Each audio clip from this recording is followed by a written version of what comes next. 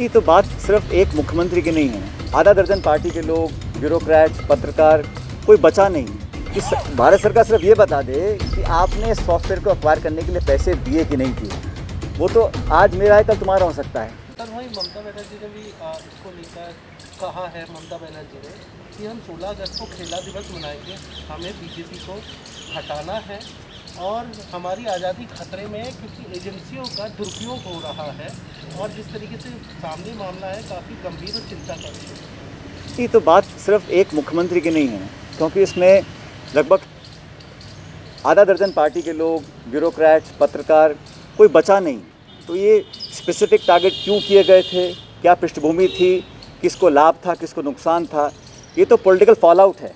लेकिन जो प्रोसेस, जो प्रक्रिया है, सवाल उस पर उठ रहे हैं। और ये फ़ोन हैकिंग इलीगल है, सब जानते हैं।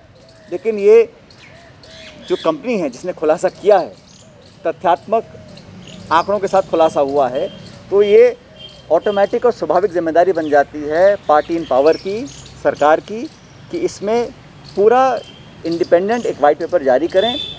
शुरू से लेकर एंड तक इसकी पूरी खोजबीन होनी चाहिए और तथ्य तक पहुंचने के लिए, जैसे मैं बार बार कह रहा हूं, कि एक इंडिपेंडेंट प्रोब होना चाहिए और समयबद्ध तरीके से बहुत जल्द सरकार को उसको अनाउंस करना चाहिए।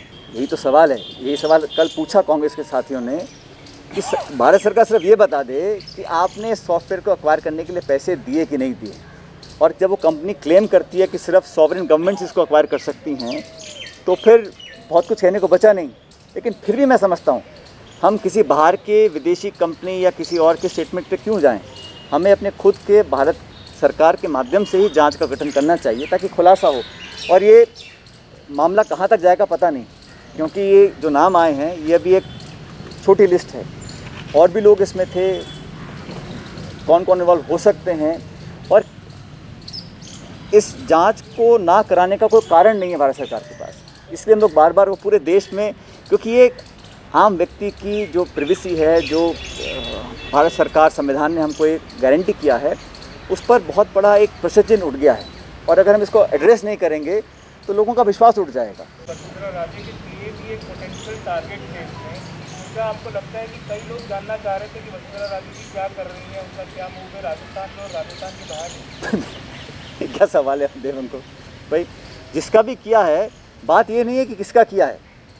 वो तो आज मेरा है, कल तुम्हारा हो सकता है। It is a principle behind it, no. If you are using that software malware to inquire about information, to infringe upon privacy, it is a principle. It is not about A और B.